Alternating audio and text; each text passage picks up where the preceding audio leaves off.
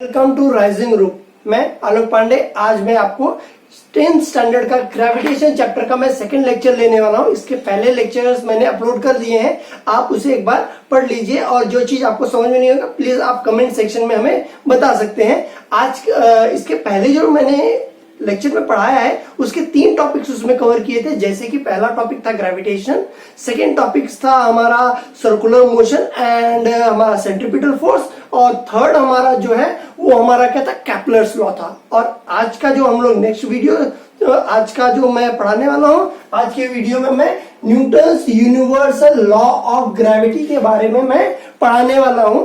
इसके पहले मैंने आपको बताया था केपलर, जो आइजैक न्यूटन जो थे उन्होंने क्या काम किया था कि केपलर्स के जो लॉस थे, थर्ड लॉ को क्या काम किया था, यूज करके फॉर्मुलेट किया था। वही को क्या काम करने वाला हूं, एक्सप्लेन करने वाला हूं। ठीक है, देखिए यूनिवर्सल लॉ क्या है कि ये देखिए लॉ है ना, लॉ का डेफिनेशन के साथ मतलब स्टेटमेंट क्या है उसका सारे यहाँ पे लिखे गए हैं।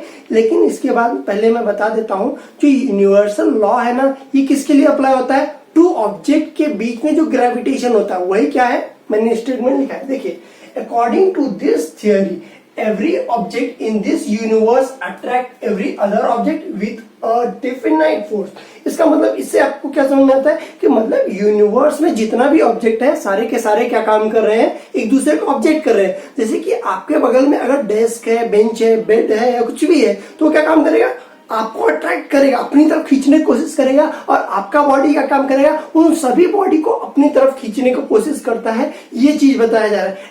जरूरी नहीं है कि हमेशा 2 बॉडी रहना कंपलसरी है, नहीं, कम से कम 2 बॉडी की बात होती है। 2 से ज्यादा रहेगा तो भी एप्लीकेबल है और 2 से कम हुआ तो नहीं एप्लीकेबल है। इसलिए बोला जाता है मिनिमम 2 बॉडीज लिया जाता है।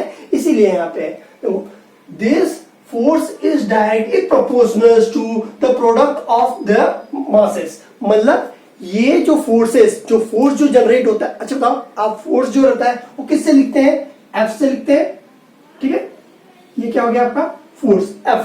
ठीक है, force is directly proportional to, directly proportional आपने 9th स्टैंडर्ड में पढ़ाई होगा क्या है, डायरेक्टली प्रोपोर्शनल का सिंबल अल्फा की तरह दिखता है। ये क्या है हमारा डायरेक्टली प्रोपोर्शनल का सिंबल है। ठीक है, तो ये क्या है, डायरेक्टली प्रोपोर्शनल क्या है, प्रोडक्ट ऑफ देयर मासेस, मतलब उन दोनों का मास जो m1 और m2। जैसे कि समझ लीजिए ये 2 प्लैनेट है। ठीक है, ये प्लैनेट क्या हो गया, 1 हो गया। प्लैनेट 1 का मास क्या रहेगा, m1 रहेगा, और प्लैनेट 2 का जो मास रहेगा वो क्या रहेगा, m2 रहेगा। इन दोनों के बीच में जो फोर्स ऑफ अट्रैक्शन रहेगा F जो रहेगा, ठीक है, वो क्या रहेगा, आपका ग्रेविटेशनल फोर्स रहेगा। वो फोर्स जो कितना रहेगा, प्रोडक्ट ऑफ देयर मासेस, मतलब m1 और m2। कैपिटल में लेना, कैपिटल में लिख लीजिए, टेक्स्ट बुक में अगर देखेंगे तो स्मॉल में है। ठीक है, m1 और m2 है। ठीक है, तो ये क्या आ जाएगा, मल्टीपल है m1 इंटू m2। ठीक है, प्रोडक्ट ऑफ देयर मासेस। उसके बाद क्या बोला गया है, मासेस ऑफ द 2 ऑब्जेक्ट, मतलब ये 2 ऑब्जेक्ट के प्रोडक्ट, उनके दोनों के मासेस का मैंने प्रोडक्ट लिया, and inversely proportional to the square of the distance between them. उनके बीच में जो डिस्टेंस है, डिस्टेंस हमेशा कहां से लिया जाता है, सेंटर से लिया जाता है। जैसे कि ये सर्कल है, सर्कल बनाते हैं तो सर्कल का क्या होता है, मिड पॉइंट होता है। इसी तरह से दूसरा भी सर्कल का क्या होता है, मिड पॉइंट। हमारा जो अर्थ है या फिर कोई भी आप प्लैनेट, अर्थ या अगर एक को अर्थ मानते हैं, एक को मून मानते हैं, तो उनका भी तो एक तो सेंटर तो रहेगा ही ना। मतलब अगर आप बोलते हो कि आपके माइंड में डाउट आएगा कि हमारा अर्थ तो पूरी तरह से क्या है, सर्कल नहीं है। ठीक है, जब सर्कल नहीं है तो उसका सेंटर क्या रहेगा, सेम नहीं रहेगा ना, अलग रहेगा। लेकिन ये क्या काम किया जाता है, जैसे कि आप अगर नोटबुक भी लेते हैं ना, आप कभी क्या काम करते हैं, हाथ पे जो रोल करते हैं तो एक ऐसे पॉइंट पे रखते हैं जिसका उसका बैलेंस बना रहता है, तो पॉइंट क्या जाता है, उसका मिड पॉइंट की तरह बिहेव करता है। उसी तरह से कोई भी शेप का अगर इनरेगुलर शेप रहे, कैसा भी शेप रहे, तो उसका क्या रहता है, एक पॉइंट रहता है जिसपे सारा बॉडी का मास जो रहता है, वजन रहता है, वो कॉन्सेंट्रेटेड रहता है एक ही जगह पे। ठीक है, तो इसीलिए क्या हो जाता है, m1 और m2 जो मासेस है क्या काम किया जाएगा, कॉन्सेंट्रेटेड है उसके सेंटर में। सेंटर से बीच में जो डिस्टेंस है उसकी बात किया जा रहा है, वो हमारा क्या है, डिस्टेंस है। ठीक है, तो डिस्टेंस हमारा क्या है, स्मॉल डी है, वो क्या है, इनवर्सली प्रोपोर्शनल है, inversely proportional to square of distance between them. इन दोनों के बीच में जो डिस्टेंस है उसके उसका क्या है, इनवर्सली प्रोपोर्शनल है किसका, स्क्वायर, डिस्टेंस का स्क्वायर, ठीक है। अब इनवर्सली प्रोपोर्शनल का मतलब क्या होता है, 1/, जो भी अपॉन में रहे उसको हम लोग क्या बोलते हैं, इनवर्सली प्रोपोर्शनल, ठीक है। तो इसके पहले मैंने आपको ये बोला है कि कैपलर्स का लॉ कैसे यूज किया गया है, कैसे अप्लाई किया गया है, इसके बारे में जो है क्या है, इसके आगे फर्दर डेरिवेशन अगर मैं करूं, मैं इसके आगे इसी वीडियो में आपको बताऊंगा डिराइव करके कि कैसे प्रोपोर्शनल है, ठीक है। उसके पहली बात, अगर ये मैं डायरेक्टली प्रोपोर्शनल सिंबल हटा दूं तो क्या हो जाएगा, F is equal to directly proportional का सिंबल हटते मान क्या आ जाएगा, नया कांस्टेंट आ जाएगा। और उसको किससे दिखाया जाता है, इसमें जी से। क्यों जी से दिखाया जाता है, क्योंकि यूनिवर्सल लॉ ऑफ ग्रेविटी है, ग्रेविटी को लिया गया ना यूनिवर्सल लॉ, इसलिए कैपिटल जी से दिखाया जाता है। और ये क्या हो गया, m1 m2 divided by distance का क्या आ जाएगा, डी का स्क्वायर। ये क्या हो गया, उसका फॉर्मूला हो गया, मतलब फोर्स को निकालने का ये फॉर्मूला है। मतलब अगर मैं जी बोल रहा हूं तो जी का क्या है, एक कांस्टेंट है, ठीक है। कांस्टेंट का क्या रहेगा, एक वैल्यू रहता है फिक्स, वो वैल्यू क्या है वो भी मैं आपको अभी बताने वाला हूं। उसके पहले मैं क्या काम कर देता हूं, आपको ये बता देता हूं कि ये जी का क्या है, एक यूनिट है, ठीक है। यूनिवर्सल ग्रेविटी है तो ग्रेविटी क्या भाई एक यूनिट रहेगा ना, तो इसका भी क्या है, एक यूनिट है, ठीक है।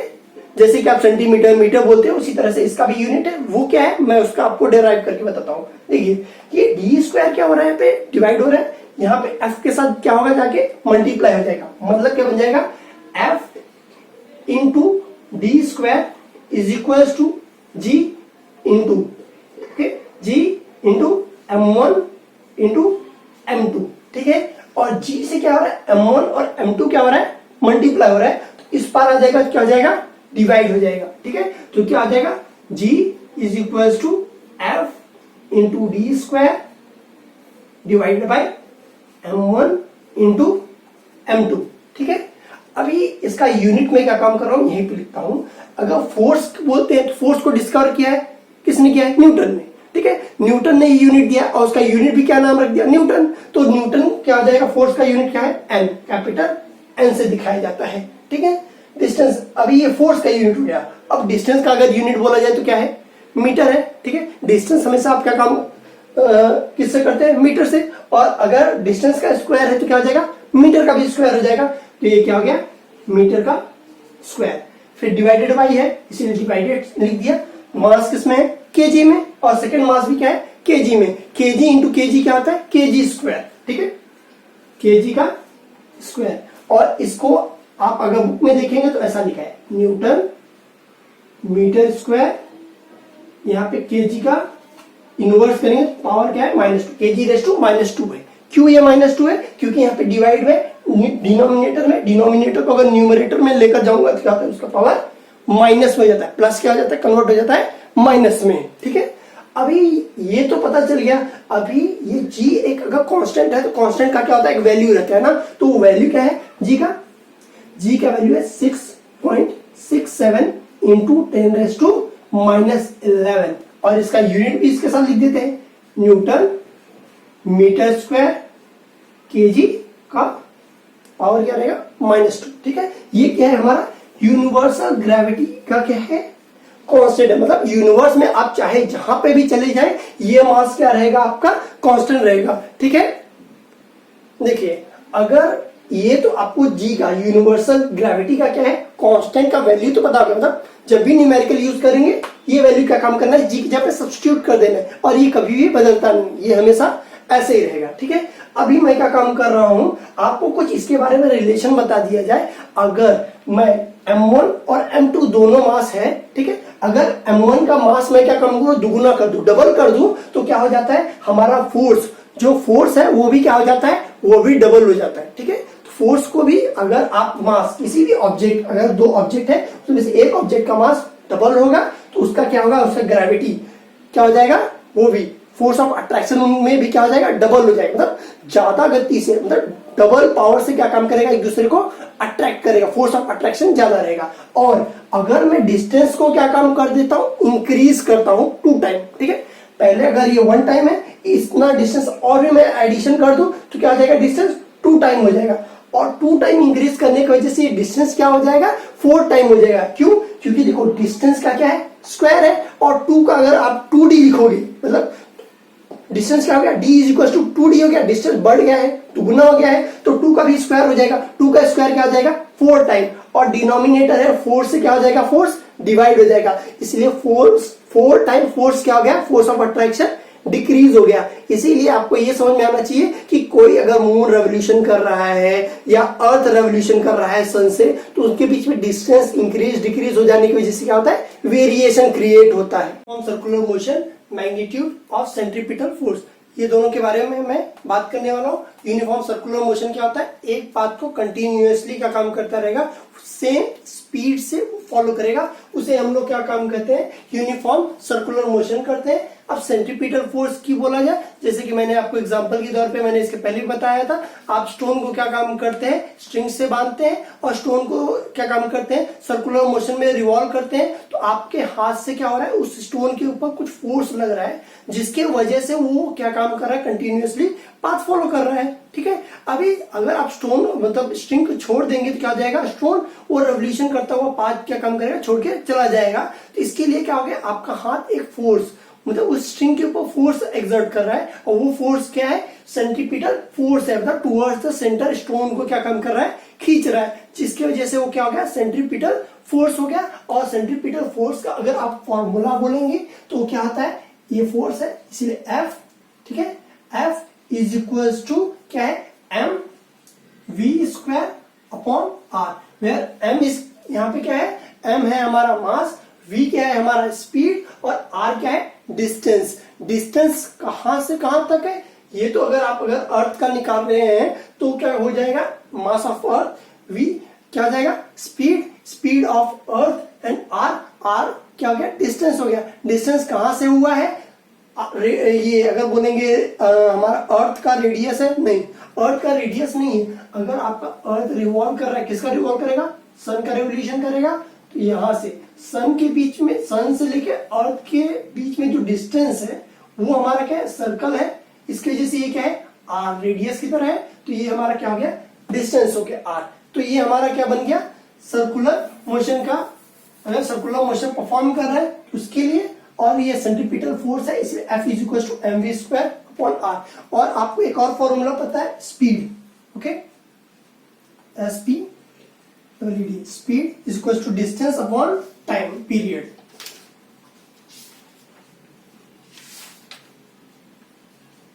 ठीक है, स्पीड क्या रहेगा, अगर अर्थ रेवोल्यूशन कर रहा है तो अर्थ का एक रहेगा रेवोल्यूशन, जो उसका स्पीड है वो क्या रहेगा, डिस्टेंस ट्रेवल, मतलब अर्थ को एक चक्कर काटने में टोटल कितना डिस्टेंस लग रहा है, divided by time period. Time period हम लोग क्या काम करते हैं, कैपिटल टी से डिनोट करते हैं। अगर डायग्राम देखेंगे तो ये यहाँ पे सर्कुलर मोशन हो गया, हमारा अर्थ हो गया, अर्थ अगर कंप्लीट इसका रेवोल्यूशन करता है, यहाँ से ये सर्कल में अगर रेवोल्यूशन कर रहा है तो क्या आ जाएगा, ये सर्कुलर डिस्टेंस हो गया। सर्कल में अगर मुझे डिस्टेंस निकालना हुआ तो क्या हो जाता है, सर्कमफेरेंस हो जाता है, और सर्कमफेरेंस का फॉर्मूला आपको पता होगा 2 पाई r।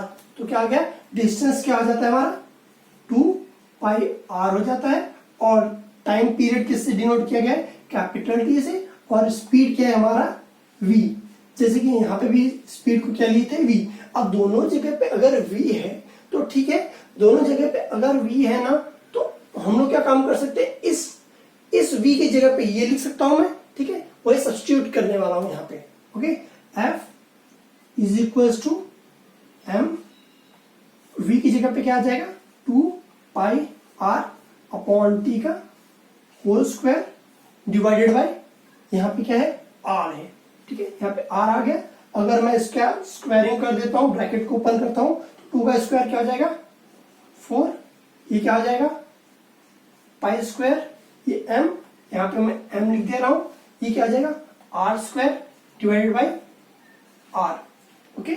और यहाँ पे जो t है वो यहाँ पे क्या हो जाएगा, t स्क्वायर हो जाएगा, ओके।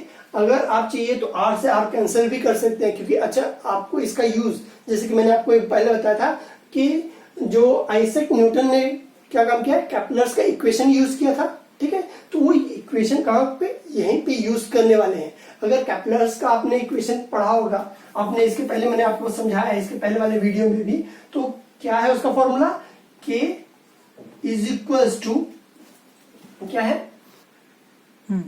इज इक्वल टू यहाँ पे आ जाएगा T square upon R cube. तो यहाँ पे देखिए टी स्क्वायर तो है, देखिए आर क्यूब यहाँ पे आर क्यूब नहीं है, स्क्वायर है। तो क्या काम करेंगे, अगर न्यूमरेटर और डिनोमिनेटर, न्यूमरेटर में और डिनोमिनेटर में अगर आर से मल्टीप्लाई कर दूं तो क्या हो जाएगा, ये आर क्यूब हो जाएगा और ये आर स्क्वायर हो जाएगा। लेकिन टेक्स्ट बुक में अगर आप देखेंगे तो क्या काम किया है, आर को पहले कैंसिल कर दिया है, बाद में स्क्वायर से मल्टीप्लाई किया है, ठीक है, आर स्क्वायर से मल्टीप्लाई किया चाहिए तो आप पहले ये भी कर सकते हो, ठीक है। तो मैं क्या काम करने वाला हूँ, डिवाइड और मल्टीप्लाई किससे करूंगा, आर से करूंगा। तो क्या हो जाएगा, F is equal to 4m square 4 pi square, sorry m square नहीं, पाई स्क्वायर यहाँ पे m है, यहाँ पे m आ जाएगा, r स्क्वायर है यहाँ पे, ठीक है। इससे अगर r यहाँ पे मल्टीप्लाई कर दूंगा तो r यहाँ पे आ गया और 1 यहाँ पे एक r है और एक और r से मल्टीप्लाई करते हो, यहाँ पे क्या आ जाएगा, t स्क्वायर से जा रहा है, ठीक है। अब इसी को मैं क्या काम कर रहा हूँ, इन सभी को r स्क्वायर इंटू r क्या हो जाएगा, r क्यूब हो जाएगा। तो वही लिख देता हूँ, 4 pi square into m into m r cube divided by r square upon t square, ठीक है, r क्यूब है ये, sorry r cube upon t square, r square upon t देखिए क्या है, t square upon r cube है। अगर मैं इसको ब्रैकेट में अगर यहीं पे ले लूं इसको, इस टर्म को, तो इसकी जगह पे क्या आ जाएगा, 1 अपॉन k हो जाएगा, इसका इनवर्स हो जाएगा। तो क्या काम कर रहा हूं, यही वैल्यू ये जो है यहाँ पे सब्स्टिट्यूट करूंगा तो ये क्या आ जाएगा, 1 अपॉन k आ जाएगा, ठीक है।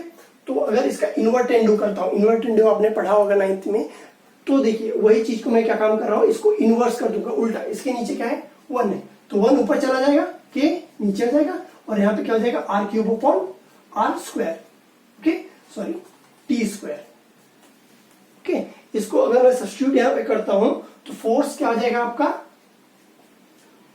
4 pi square into m upon R square, तो ऐसे ही रहेगा, ठीक है।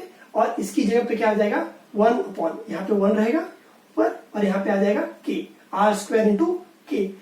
अब आपको ये चीज तो पता है कि 4 क्या है, कांस्टेंट है, पाई क्या है, एक कांस्टेंट है, उसका एक वैल्यू है, m क्या है, हमारा मास है, ठीक है। अगर अर्थ का निकाल रहे हो या मून का निकाल रहे हो, जिसका भी लोगे उस ऑब्जेक्ट का क्या रहेगा, एक पर्टिकुलर मास रहेगा। मास तो अर्थ या मून का कोई बदलने वाला तो है नहीं, वो हमेशा हमेशा के लिए क्या रहेगा, कांस्टेंट रहेगा।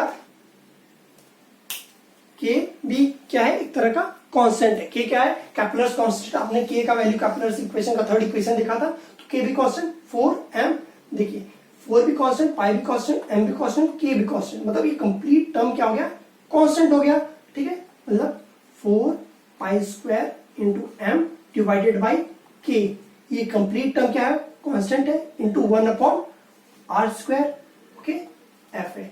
और ये अगर कांस्टेंट है तो आपको इनवर्सली, जैसे कि आप डायरेक्टली प्रोपोर्शन का सिंबल रहता है ना, उसको निकालते हैं तो क्या मिलता है, कांस्टेंट मिलता है, ठीक है। उसी तरह से ये भी है, क्या है, कांस्टेंट है। अगर इसको रिमूव करता हूं तो यहाँ क्या आएगा, प्रोपोर्शनलिटी का साइन आ जाएगा, proportional to 1 upon R square, okay. और ये देखिए फोर्स हमारा क्या है, इनवर्सली प्रोपोर्शनल है, किससे, आर स्क्वायर से। यही हमारा क्या काम करना चाहते थे, न्यूटन, आइजैक न्यूटन क्या काम करना चाहते थे, एक्सप्लेन करना चाहते थे। इसके पहले यूनिवर्सल लॉ में ही ये क्यों टॉपिक आता है, क्योंकि यूनिवर्सल लॉ का आपका फॉर्मूला अगर मैं आपको दिखाऊं तो क्या है आपका, F is equals to G into M1 into M2 divide by R square है।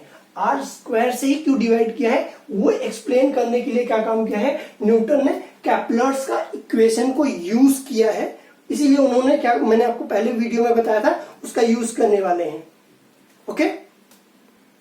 देखिए एग्जांपल नंबर 1, हम लोग क्या काम करने वाले, न्यूमेरिकल सॉल्व करने वाले। Mahendra and Virat are sitting at a distance from 1 metre from each other, their masses are 75 kg and 80 kg। मतलब दो फ्रेंड्स हैं, दोनों क्या काम कर रहे हैं, एक दूसरे के बगल बगल में क्या बैठे हैं, उनके बीच में डिस्टेंस जो है ना, वो क्या है, 1 मीटर का डिस्टेंस क्या है उनके एक दोनों के बीच में, ठीक है।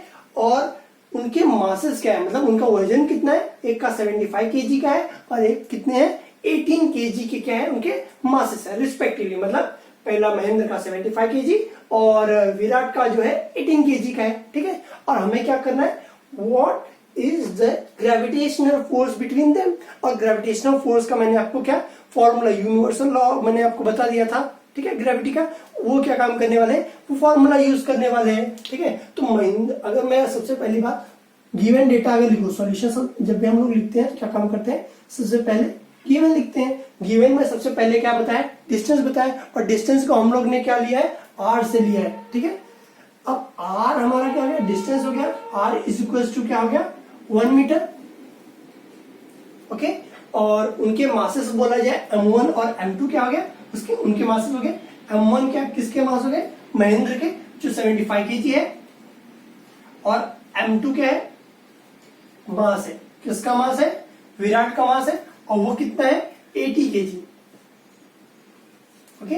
Mass of Mahendra and mass of Virat, ये दोनों हमें पता चल गया। What is the gravitational force, ये पूछा है। ग्रेविटेशनल फोर्स मतलब हमें क्या काम करना है, टू फाइंड क्या करना है, एफ का हमें क्या काम करना है, वैल्यू फाइंड करना है। और यूनिवर्सल लॉ का अगर फॉर्मूला यूज करते हैं तो हमारा क्या हो जाता है, F is equal to capital G into m1 into m2 divided by R square, और आर क्या हमारा डिस्टेंस है, ओके। तो जी का वैल्यू मैंने आपको क्या बताया, 6.67 इंटू 10⁻⁻11, ये किसका वैल्यू हो गया, जी का वैल्यू हो गया, क्योंकि ये कांस्टेंट है। अगर बगल में आपको लिखना है तो यहाँ पे लिख सकते हैं, since G is equal to 6.67 into 10⁻11। अगर इसका यूनिट भी लिखना है तो क्या हो जाएगा, न्यूटन मीटर स्क्वायर पर केजी स्क्वायर। ये क्या हो गया, उसका वैल्यूज के साथ उसका यूनिट भी हो गया, ठीक है। ये हमारा जी का हो गया, m1 और m2 क्या है, 75 into 80 divided by R square, R मतलब 1 का स्क्वायर, ओके। अभी हम लोग क्या काम करेंगे, 875 मतलब 18 को 75 से सिंप्लीफाई करना है, अभी वैल्यू निकालने के लिए मल्टीप्लाई करते हैं, और 1 का स्क्वायर क्या हो जाएगा, 1 हो जाएगा। तो यहाँ पे क्या हो जाएगा, 6.67 इंटू 10⁻11 हो जाएगा, और 8 5 करेंगे तो क्या हो जाएगा,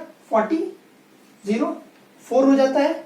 फिर अगर 8 7 करते हैं, 7 7 49, 7 8 56 अगर प्लस 4 करेंगे क्या हो जाएगा, 60 हो जाएगा, ओके। ये हो गया 60, और एक जीरो यहाँ पे है, 0 हो गया, ठीक है। और 1 का स्क्वायर 1, और डिनोमिनेटर में 1 नहीं लिखूंगा तो भी चलता है ना। तो हमारा यहाँ तक हो गया है। अभी हम क्या काम करेंगे, इस टर्म को इसके साथ क्या काम करने वाले हैं, मल्टीप्लाई करना है। 6 6 36, 6 7 42, ओके। 42 4 आ जाएगा, 6 6 36, 36 प्लस 4 क्या आ जाएगा, 40, 0 4 हो गया, 6 6 36, 36 प्लस 4 40, ओके।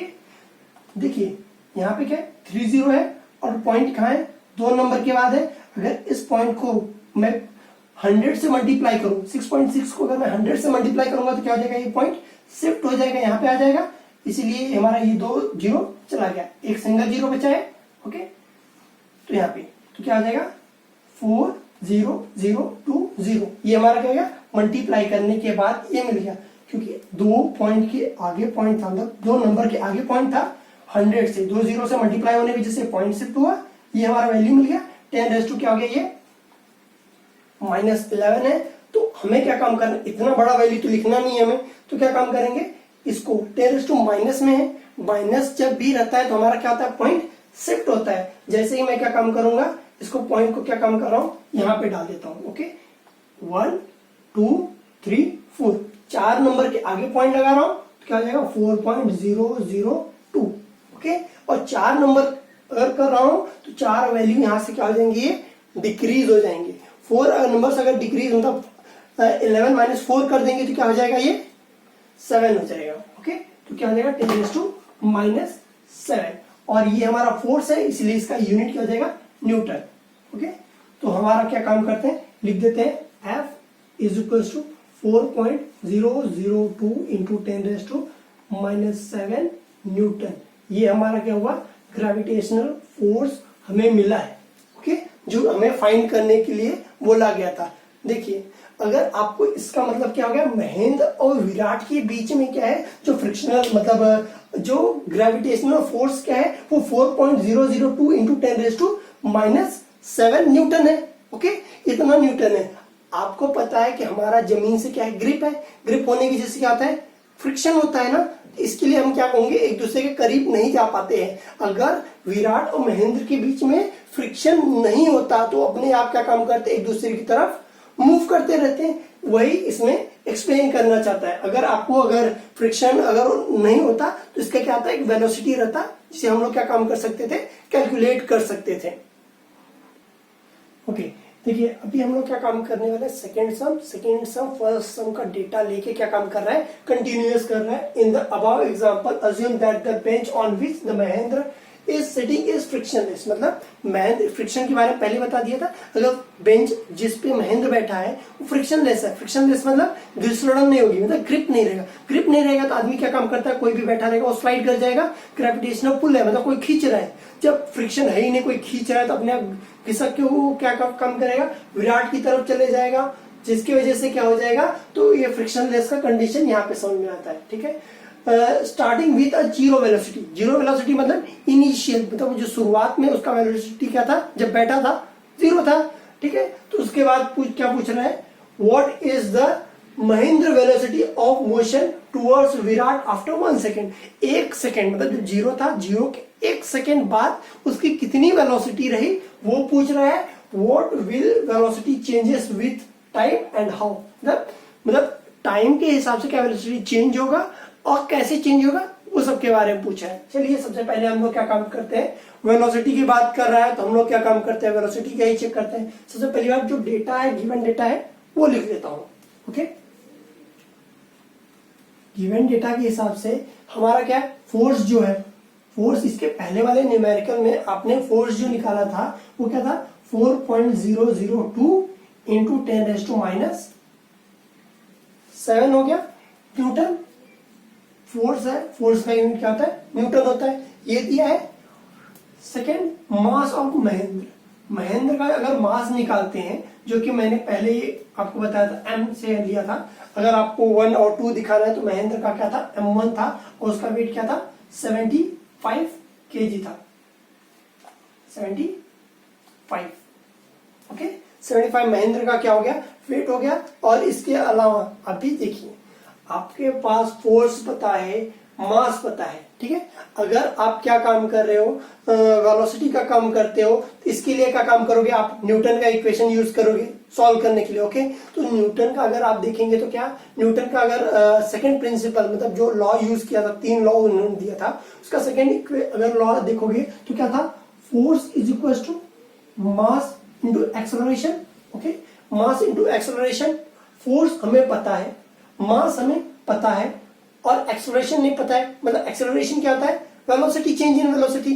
क्यों मैं एक्सेलरेशन यही फॉर्मूला क्यों लिया, क्योंकि वेलोसिटी हमें पता लगाना है, मास हमें दिया है, फोर्स हमें दिया है, इसीलिए force is equal to mass into acceleration, जो कि न्यूटन दिया है। और ये सभी क्या है, फोर्स से रिलेट करता है। ओके, तो फोर्स कितना है, वैल्यू, पहली बात मास यहाँ पे क्या हो रहा है, मल्टीप्लाई हो रहा है, यहाँ पे डिवाइड हो जाएगा। ए इज इक्वल टू क्या हो जाएगा, फोर्स अपॉन मास हो जाएगा।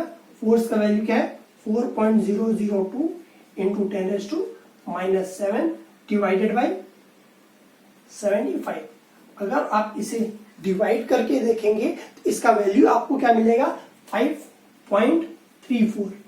5.34 इंटू 10⁻⁻9 आपको क्या मिलेगा, वैल्यू मिलेगा। और जैसे कि एक्सेलरेशन है, तो एक्सेलरेशन का यूनिट क्या होता है, मीटर पर सेकेंड स्क्वायर। ओके, मीटर पर सेकेंड स्क्वायर क्या है, ये एक्सेलरेशन का यूनिट है। आपने 9th स्टैंडर्ड में ये भी आपको पता होगा, पढ़ा होगा कि एक्सेलरेशन का क्या यूनिट है, आपने ये आपको अच्छी तरह से पता होगा। ओके, तो आपको क्या मिल गया, फोर्स से एक्सेलरेशन मिल गया। आप बोलोगे सर मुझे एक्सेलरेशन तो मिल गया, अभी वेलोसिटी नहीं मिला, हमें वेलोसिटी चाहिए था। तो एक्सेलरेशन का वेलोसिटी का क्या है, एक रिलेशन है। मतलब न्यूटन ने क्या काम किया था, आपको मतलब अगर कोई मोशन, काइनेमेटिक इक्वेशन इसे बोलते हैं, 3 काइनेमेटिक इक्वेशन आपने क्या काम किया था, स्टैंडर्ड 9th में पढ़ा था। उसी का एक काइनेमेटिक, जो सेकंड काइनेमेटिक इक्वेशन है, हम लोग क्या काम करने वाले हैं, वो यूज करने वाले हैं। अगर मैं आपको मतलब फॉर्मूला अगर लिख के दिखाऊंगा तो आप समझ जाएंगे। ठीक है, उसके पहली बात मैंने आपको एक और चीज बताई थी, इनिशियल वेलोसिटी। इनिशियल वेलोसिटी का मतलब क्या होता है, स्टार्टिंग का वेलोसिटी क्या था u, तो गिवन डेटा में ये भी लिख लेता हूं u का वैल्यू 0 है और हमारा क्या है v क्या होता है फाइनल वेलोसिटी। अगर यूनिट के साथ लिखना है तो वो भी लिख सकते हो, मीटर पर सेकेंड क्या होता है वेलोसिटी का यूनिट होता है। ओके, तो आपका फॉर्मूला क्या हो गया v is equal to u plus at।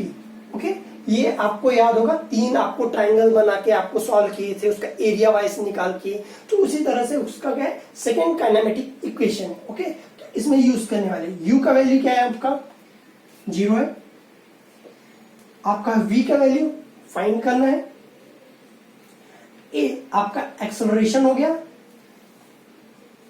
5.34 into 10⁻⁹ हो गया और टाइम कितना बोला 1 सेकेंड, और इसको सॉल्व करेंगे तो आपको क्या मिल जाएगा 5.34 इंटू 10⁻⁹, ये क्या हो गया आपका वेलोसिटी हो गया, ये क्या हो जाएगा मीटर पर सेकेंड। इसका मतलब आपका क्या रहेगा, जो महेंद्र जो है ना विराट की तरफ इसकी जो वेलोसिटी रहेगी 5.34 इंटू 10⁻⁹ के स्पीड से क्या हो जाएगा वो उसकी तरफ, मतलब विराट की तरफ खींचाएगा। आपको ये देख रहा है 10⁻⁹ है, इसका मतलब बहुत कम स्पीड है उसका 1 सेकेंड के अंदर। मतलब अगर आप सोचिए 1 सेकेंड के बाद अगर बोला जाएगा वेलोसिटी की वजह से, अगर कोई वेलोसिटी है मतलब वो कुछ डिस्टेंस ट्रैवल करेगा, डिस्टेंस ट्रैवल करने की वजह से क्या हो जाएगा उन दोनों के बीच में डिस्टेंस रिड्यूस हो गया, डिस्टेंस रिड्यूस हो गया तो फोर्स ग्रेविटेशनल फोर्स है वो भी क्या हो जाएगा डिस्टेंस, मैंने आपको पहले ही इसी वीडियो में बताया था, अगर डिस्टेंस क्या हो जाएगा रिड्यूस हो जाएगा तो ग्रेविटेशनल फोर्स इंक्रीज हो जाता है, और अगर इंक्रीज हो जाएगा तो रिड्यूस हो जाता है। ये बताया गया है, देखिए मैंने आपको बताया, ये बताया what is the velocity changes with time, time change करेंगे तो डिस्टेंस चेंज हो जाएगा, वेलोसिटी चेंज हो जाएगा, इसके वजह से हमें ये पता चल गया। हाउ, वो भी मैंने बताया फ्रिक्शन की वजह से डिस्टेंस कम हो जाएगा, ये सब मैं बता चुका हूं, ये सब का आंसर। और इसके बाद नेक्स्ट कॉन्सेप्ट आज का लास्ट कॉन्सेप्ट कि हाई टाइड और low tide, do you know में दिया गया है हाई टाइड और लो टाइड कैसे आता है। आपको पता है कि हमारा मून है, मून के पास भी ग्रेविटेशनल फोर्स है, जब भी अगर ये अर्थ है इसके आसपास, जैसे इसके पास में, मतलब हमेशा मून उसके पास में ही रिवॉल्व करता रहता है, तो प्लेन, ये इसका क्या है प्लेन है, प्लेन से क्या होता है 90 डिग्री में जब रहता है, ठीक है, तो क्या होता है जब भी प्लेन से मून 90 डिग्री पे रहता है तो हाई टाइड आता है। मतलब ये हमेशा क्या होता है ट्वाइस आता है, मतलब 24 आवर में ये 2 बार देखने को मिलता है, और ये हर प्लेसेस पे डिफरेंट टाइम पे आपको हाई टाइड और लो टाइड देखने को मिलता है। जैसे देखिए यहाँ पे 90 डिग्री है इसलिए हाई टाइड यहाँ पे रहेगा, और लो टाइड इधर 90 डिग्री स्लो कम होते जाएगा, और जहाँ पे 90 डिग्री वहां पे कम रहेगा, उसी तरीके से इधर ज्यादा रहेगा, ऐसा कम। ओके, मतलब इक्वली बनेगा। Okay, high tide low tide. Okay, similarly अगर यहाँ पे अगर आ जाएगा तो फिर से एक बार हो जाएगा, मतलब एक चक्कर में क्या हो जाएगा, एक बार यहाँ पे रहेगा एक बार यहाँ पे रहेगा, तो एक जब यहाँ पे रहेगा तो 2 बार हो गया, ठीक है, जब क्या होगा इस पार आ जाएगा तो फिर से 2 बार हो जाएगा। तो इसी तरीके से एक चक्कर मतलब यहाँ से यहाँ तक आने में 1 रेवोल्यूशन में ऐसा क्या होता है ट्वाइस, 2 बार होता है। ओके, इसके बारे में क्या काम किया गया बताया गया। प्लीज आज का टॉपिक खत्म हो गया, प्लीज इस वीडियो को लाइक करें, शेयर करें, सब्सक्राइब करें, और हमारे चैनल की तरफ से